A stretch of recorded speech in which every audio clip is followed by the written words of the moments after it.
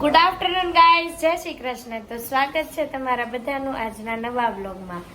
તો આજે વાગી ગયા છે 12:30 અને વરસાદ ભાઈ ધબધબાટી સવારનો ધોધમાર વરસાદ આવે છે અને હજી વરસાદ આવે છે. અને મારી મમ્મીએ છે ને આજે છે ને કપડાં જલ્દી સુકવવા હાટું છે ને બહાર નાખ્યા હતા. તો કપડા છે ને નીતરવા માંડ્યા, એટલા હુકાઈ ગયા છે અત્યારે. કપડા નીતરે છે, એક ચણિયો અને એક તારો લેંગો, હા, બે કપડા જ નીતરે છે, બાકી બધા હુકાઈ ગયા છે હાવ. અને બસ જો હમણાં આજે મૂકી દે ને હકેલીને આટલી જ વાર છે, એટલા કપડા હુકાઈ ગયા છે. રસોઈ બધી બની ગઈ છે. શાક, રોટલી અને દાળ અને અહીંયા જો ભાત અને કેરી કાપી છે. અને આ લોકોને ઉતાવળ કેટલી છે, જો શાક રોટલી તો ખાઈ લીધું છે અને હા ભાઈ આ દાળ ને ભાત જોઈ લો બસ. અને આ છે ને જો ઉતાવળ જોવો તમે, ભાતે પગી ગયો છે ને મેં હજી એક બટકું નથી ખાધું આમાંથી.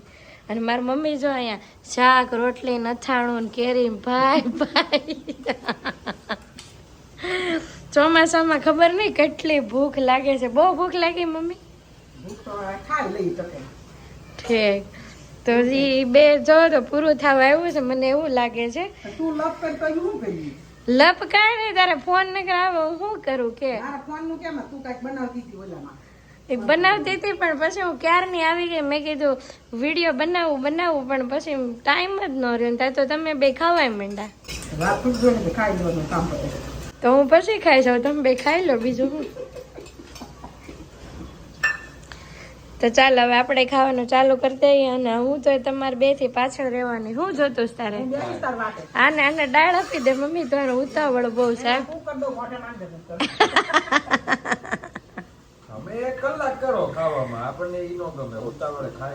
વાહ ભાઈ વાહ. હા, અને આજ મમ્મી દાળ ભાત શીખવાના હતા હે, તે દાળ ભાત એને મૂકી દીધા ધોઈને ખાલી. પછી કે હમાર નથી બનાવવા, આમાં શીખાઈ ગયા ને.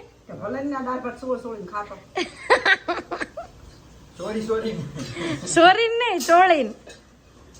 તું રાજકોટ વાળો છો? હા, પણ આવી દાળ નહીં બનાવું નહીં કારથી. અહીંયા તું આવું કરીશ ને તો શું બને?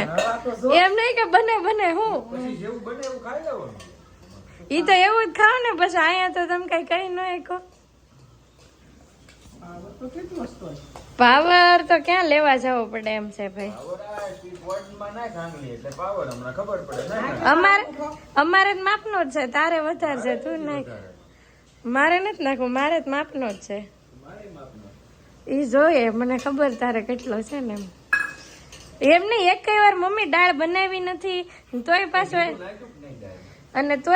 એમ કે એમ નહીં, તોય પાછો એમ કે બને વાતું બને.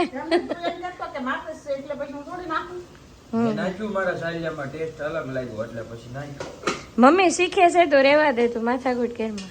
તો ગાઈઝ વાગી ગયા છે 4:45. તમે જોતા જશો ઘડિયાળમાં 4:45 જેવો ટાઈમ થઈ ગયો છે. અને બહુ એટલે બહુ જ અંધારું થયું છે અત્યારે. એવું લાગે છે કે બસ વરસાદ હમણાં તૂટી પડશે એવું લાગે છે, બહુ અંધારું થયું છે. અને મારી મમ્મી છે ને અત્યારે ઘરે નથી, સામેની બિલ્ડિંગમાં એક ઘરે ગઈ છે. ત્યાં થોડાક દિવસ પહેલાં છે ને અમારી સોસાયટીમાં એક દાદા એક્સપાયર થઈ ગયા હતા, તો મારી મમ્મી છે ને ત્યાં બેસવા ગઈ છે બધી લેડીઝ સાથે. તો અત્યારે હું જ છું ઘરે. અને આજે કોમેડી વસ્તુ એ છે કે મેં તમને બપોરે જ વાત કરીને એમ કે મારી મમ્મી છે ને કપડાં સુકવવા માટે છે ને બહાર નાખ્યા હતા. તો વરસાદ એટલો આવ્યો ને બધા કપડાં છે ને પલાળી નાખ્યા હતા. એટલે હું છે ને સવારની મારી મમ્મીને કીધું છું કે કેમ થયું આજે કપડાં સકેલીને મૂકી દીધા, તે બધું થઈ ગયું કામ કમ્પ્લીટ એમ. તો એ છે ને થોડી ગરમ થાય છે, કેમ કે હું છે ને સવારે જ ના પાડતી હતી કે બહાર કપડાં આટલા બધા નહીં નાખતી. કેમ કે આજે સવારથી જેટલું અંધારું હતું ને એવો માહોલ હતો ને કે છે ને વરસાદ આવે એવું જ હતું. તો એ છે ને હું જ્યારે ખીજું ને એટલે થોડી ગરમ થાય ને એવું બધું કરે, અને પછી છે ને ટોપિક બંધ થઈ જાય એવું બધું થાય. તો હું જો અત્યારે આ સ્વામીની સપ્તાહ સાંભળું છું અને સપ્તાહ સાથે કામ કરું છું. આ જુઓ આટલી બદામના ટુકડા કરી લીધા છે, કેમ કે તમને ખબર છે અવનિક ઓસ્ટ્રેલિયા જાય છે એટલે એના માટે છે ને સુખડી બનાવવાની છે અને મારા માટે પણ બનાવવાની છે.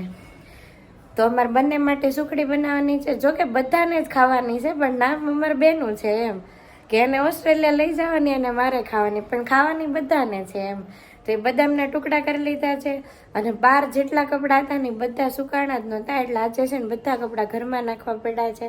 અને વરસાદ ધીમે ધીમે જો ચાલુ થાય છે અને અહીંયા તમે જોતા હશો પેન્ટ છે ને અહીંયા નાખવા પડ્યા છે બધા આજે. નકર અત્યારે તો છે ને ઇસ્ત્રી થઈ ગઈ હોય, રોજે એવું હોય, પણ આજે તો બધું બાકી છે કેમ કે કપડાં સુકાણા જ નથી આજે. અને જો વરસાદ જો ધીમે ધીમે ચાલુ થાય છે હવે, અને આજ મને નથી લાગતું કે વરસાદ છે ને હવે બંધ થશે એમ. યસ. અને હા, એક કમેન્ટ આવી હતી કે અથર્વ કેમ દેખાતો નથી હમણાં.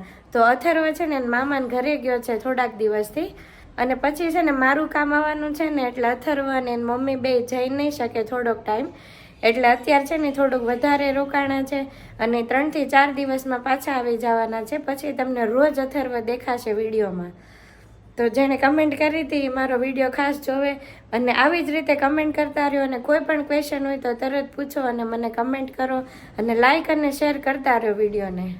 તો બસ આવું કંઈક ચાલે છે, ઠંડુ વાતાવરણ છે અને આપણે એન્જોય કરતાં કરતાં કામ પણ કરીએ છીએ અને સપ્તાહ પણ સાંભળીએ છીએ. તો ગાઈઝ વાગી ગયા છે 7 અને આજે છે ને અત્યારે છે પ્રોગ્રામ બન્યો છે દાબેલી બનાવવાની એમ. જોકે કેટલા પ્રોગ્રામ ફરી ગયા છે. પહેલા અવનિકને છે ને પાણીપુરી ખાવી હતી સાંજે 6:30. તો 6:30 ચણા ને એવું કઈ પલ્લે નહીં, એટલે મમ્મી એમ કીધું કે આજે દાબેલી ન બને ભાઈ. તો એ છે ને નીચે પાણીપુરી ન બને ભાઈ એમ. તે ભાઈ નીચે વહી ગયો તો મમ્મી મને પૂછે કે કાંદા ને ભજીયા ને એવું કઈ બનાવવું છે એમ. મેં કીધું મારે તો બધું હાલશે, તો અવનિક ને પૂછ એમ. તો ભાઈને ફોન કર્યો ને તો કે મારે નથી ખાવા ભજીયા કે. એટલે હમણાં ભાઈ ઓસ્ટ્રેલિયા જવાના છે ને એટલે થોડીક ડિમાન્ડ વધારે હોય ને, આ બનાવો ને ઓલું બનાવો ને. તો પછી છેલ્લે છે ને ફાઇનલી દાબેલીનું નક્કી કર્યું છે. એટલે જો અહીંયા દાબેલી માટે છે ને આ કુકરમાં બટેકા બાફા મૂકી દીધા છે અને આ તવલામાં છે ને દાણા મૂક્યા છે. દાણા શેકીને છે ને આપણે મસાલા દાણા છે ને ઘરે જ બનાવવાના છે. અને બાકી દાડમ પડ્યું છે અને મારી મમ્મી જો કાંદા સુધારવા માંડી છે. મમ્મી શું બનાવવાનું છે? નહીં તું ઓલું હું બોલતી? બાદેલી બનાવવાની છે ભાઈ, બધેલી. હા, તો આજે મને તો હું સાસરે ગઈ ને પછી તો મેં એકેય વાર દાબેલી નથી ખાધી જ નથી મેં. તે ખાધી છે મમ્મી લગ્ન પછી? અમાર લગ્ન પછી ખાધી છે? અમે નથી કરી ક્યારેય, બોલો. મારા ઘરે નથી કરી ને અહીંયા નથી કરી. તો આજે 2-2.5 વર્ષ જેવું થઈ ગયું છે પછી અમારા ઘરે દાબેલી બને છે. હવે જોઈએ આજે બધાને ભાવે છે કે નથી ભાવતી એમ. ભાવે, પણ મમ્મી ઘણાને એવું લાગે હો કે દાબેલી નો ભાવે એમ. પણ અહીંયા તો જો કે બધાને ભાવતી તો ખરી, પણ હવે હમણાંથી કોઈ ખાધી નથી એટલે જોઈએ હવે આગળ સાંજે બનાવી તો નાખીએ છીએ, પણ સાંજે જોઈએ હવે બધાને રિવ્યુ શું આવે છે. તો ગાઈસ જો બધું અહીંયા તૈયાર થઈ ગયું છે. આમાં જો કાંદા કાપી લીધા છે. હા બસ એટલું, થોડુંક નાખ. આમાં જો કાંદા કાપી લીધા છે, આમાં પાવ આવી ગયા છે ને સેવઈ આવી ગઈ છે. અને આ જો મસાલા દાણા છે ને ઘરે બનાવ્યા છે. બાલાજી મસાલા દાણા તૈયાર નથી લાવ્યા કેમ કે આનો ટેસ્ટ છે ને સેમ બહાર જેવો જ છે. અને તમારા લોકોને રેસીપી જોતી હોય ને તો મને કમેન્ટ કરજો, તો હું છે ને દાણા કેમ બનાવ્યા ને એની રેસીપી હું તમને આપીશ. અને આ જો દાબેલીનો મસાલો થઈ ગયો છે. હવે દાણા છે ને બધા તો આમાં નથી નાખવાના, પણ એક્સ્ટ્રા બનાવ્યા છે કેમ કે ઘરે બધા છે ને આ દાણા ભાવે છે એટલે એક્સ્ટ્રા બનાવ્યા છે. આમાં જો મસાલો થઈ ગયો છે. હવે મારી મમ્મી ટેસ્ટ કરે જોઈએ કેવા બન્યા છે. એ કેવો છે ટેસ્ટ? સરસ, ઓકે. અને આમાં જો દાબેલી પાવમાં લગાવવા માટે લસણવાળું મરચું છે ને એની ચટણી બને છે. તો હવે ઓગળી જાય ને થોડીક વાર એનું મરચું, પછી આપણે બધી દાબેલી ભરી દેવાની છે.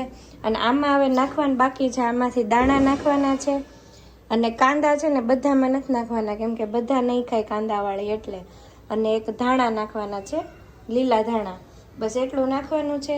બાકી બધું અહીંયા તૈયાર થઈ ગયું છે. જો આમાં જો દાબેલીની ચટણી તૈયાર કરી લીધી છે, જે તૈયાર પેકેટ આવે ને એની બનાવી છે. જો એને ગરમ કરી લીધી છે, હવે ફ્રીજમાં મૂકી દેવાની છે. અને આ દાણા છે ને આમાં નાખી દેવાના છે ને પછી જેટલા વધે ને આ ડબ્બામાં ભરી લેવાના છે. તો જો બાકી બધું રેડી થઈ ગયું છે, હવે ખાલી દાબેલી ભરવાની બાકી છે.